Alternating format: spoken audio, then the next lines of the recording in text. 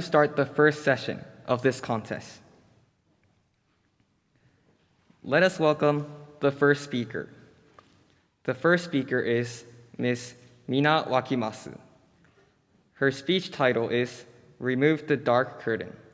Remove the Dark Curtain. So, Ms. Wakimasu, please come up to the stage.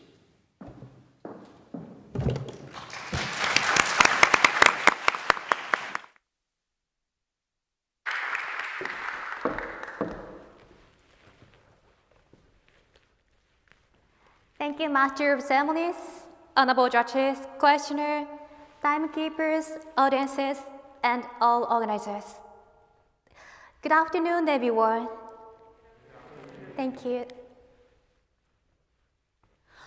What is the image of the obstetrics and gynecology hospital? In Japanese, Sanfujinka Byoin. It is a place for pregnant women, or it's not for men or young women. I also believed that. However, one serious experience changed my image of it, and I realized that this misconception serves as a dark curtain that has blocked out the brightness for women's lives. So today, I'm here to raise my voice against our misperception about the OB/GYN hospital and help establish a setting where women may actively participate. I'm hoping my speech will serve as a trigger for protecting everyone's health, that of our partners, and the health of our families, not just women. The obstetrics and gynecology facility is a place for cherishing women's health at all phases of life. Childbirth, period, medication, menopause, and cancer screenings are offered as medical services. Additionally, you can get advice for both physical and mental issues. Therefore, it is a necessary and well-known hospital for everyone, including women and the individuals who will be caring for them. However, women do not visit the OB/GYN hospital. According to Docomo Healthcare, 80% of 18,000 women between 15 and 50 have never visited the OB/GYN hospital after a pregnancy. Women do not feel the necessity to see the doctor, even when they have severe menstruation pain.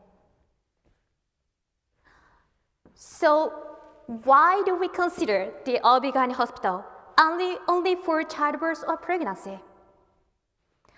One reason is that we have never learned enough about it. When I was 19, I went in a year without getting my period. For the first 6 months, I thought it wasn't a major issue. But after a year, I started to feel increasingly afraid. One day, I asked my pals, "Is it natural? Should I take any action?" Then they just responded, "You will get your period soon. How about waiting until the moment?"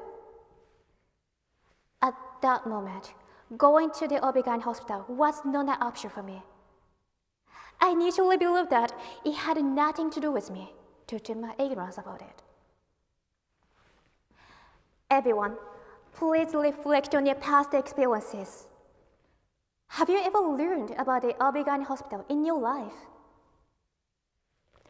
I doubt it. I understood that teachers and adults never told us when to visit this hospital. Moreover, when observing TV dramas and movies, we only ever seen it at the scene of the birth. Yes, because of our ignorance of it, this institution is covered by the dark curtain that prevents women from visiting it, and it makes a society where women feel it unnecessary. However, can we ignore the fact that few women visit this hospital? Obviously not. Kiyomi Takahashi, the doctor of Japanese Red Cross Yamaguchi Hospital, claims that 10,000 women are diagnosed with cervical cancer and 3,000 of them die annually. Nevertheless, it is said that these numbers have been rising recently and will continue to do so. Actually, these illnesses do not have many, if any, early signs. If we do not worry about it, we miss the first sign, which we can treat in its early stage. Preventing women from going there changes you and your loved one the future. I became aware of the gravity of the situation and how one trigger allowed me to be saved. One day, I told my partner about my period. Soon after my confession, he suggested I go to the OB/GYN hospital. I was concerned that those in the waiting area thought I was pregnant, but he warned me and brought me there. Fortunately, the doctor told me that my unusual hormone level could be treated with medication. However, he added, if you didn't come to the hospital, you won't be able to have children in the future. I immediately understood the significance of going there and hesitated about what I had thought in the past. Without my partner's suggestion, I would have been deprived of my bright future by myself. I don't want you and your loved one to fall into a painful situation. Regardless of gender and age, your actions are essential to brighten the women's future. So, everyone, now is the time to remove the dark curtain of the OB/GYN hospital. The ultimate goal is for women to feel free to go there and be protected from disease dangers. To achieve it, first, I want women to get a medical examination to attain it. I want to ask you, did you go to the OB/GYN hospital this year? To lower your risk of disease, you should go there every year, even if you don't have any symptoms.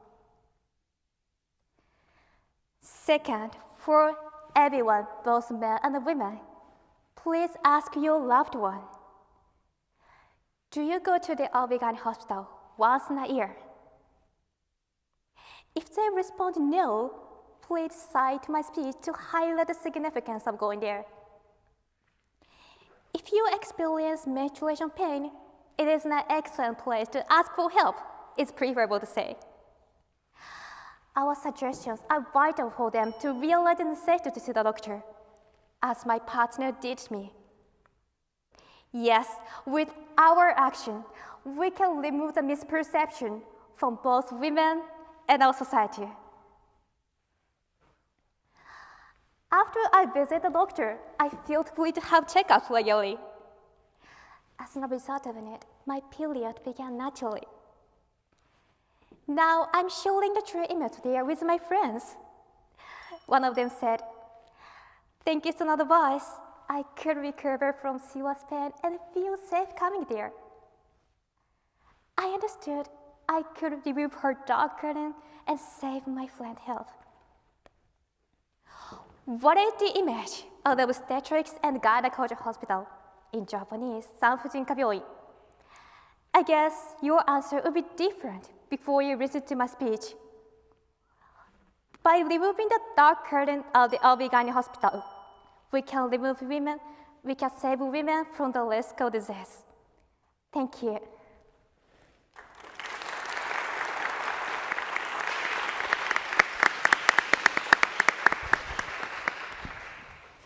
Thank you, Ms. Wakimasu. Now, we have a question and answer session. Mr. Kubota, please. Okay, thank you very much, Mina-san. How do you feel today? I'm really honored to stand here as one of the speakers of this contest. Thank you for listening. Great. So my first question is, well, in your speech you said that women are not really educated enough about the OB/GYN facility. Why is that? And what kind of education program are conducted in the school? In mean now today's situation? Yes. Okay, thank you for the question. And today, our sexual education is only focused on our physical systems, like something like that, and do not talk about what can we do to make a good relationship and what can we do to save our health and regardless of gender and age. That is a problem today's sexual education. Okay. My next question is, why did you just focus on this OB/GYN hospitals? Because, I understand the importance, but, there are so many other hospitals which I haven't been for years. For example, like in men's case, we never go to the OB/GYN hospital, but in case, like, we go to the urology. Do you know urology? Yeah. Yeah. And also there is kind of like a peculiar disease for men, like the prostate cancer. So why did you just focus on OB/GYN hospital? Okay, there are two reasons. First one, the OB/GYN hospital problem is what I experienced in the past. So I wanted to deliver this speech as a topic of today's contest. And second reason is, of course, how you feel. There are many hospitals there, but the fact is, the number of patients are increasing is women's issue, and the cause of it is the number of women who go to the OB/GYN hospital is seriously decreased.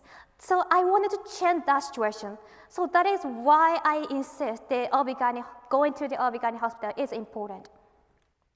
Okay. My next question is from the women's side. Like, in your case, you went to the hospital because of the period, but some lady might have like kind of heavy pain due to the menstruation. But the menstruation will finish in just several days. So even if she has a heavy menstruation, heavy pain, if I was in her side, I would just say, I would endure with this one. So I have a heavy pain. So I think, why does she need to go to the OB/GYN hospitals? Because it's something which will end in a few days. Because some women's disease have so many symptoms, like as I mentioned in speech. So if your wife have general period, the women's disease are hidden some case, and actually in the fact many women who have disease had no symptom in the first place. So I wanted to save such women. That's why I said everyone should take this my suggestion. Okay, is this going to be probably my last question? Okay. Sorry. This is our very last question. Well, you said that you're worried about like whether you're being misunderstood, that you became pregnant in the waiting area of the OB/GYN hospitals. But all the other patients are women, and they understand how painful it is to have the menstruation, and also they know the problem about period. Why did you think that there is a risk of being misunderstood by other ladies? Okay, thank you. Because before I go to the OB/GYN hospital, I believe that it is only for pregnant women, or it is only for childbirth. So I didn't think that there are many women who go there the women can go to the OB/GYN hospital just because of the menstruation or other things. So at that situation, I just realized how it is important thing. Okay, so now the time's up. Thank you very much. Thank you. Thank you, Mr. Kubota and Ms. Wakimasu. Please go back to your seat.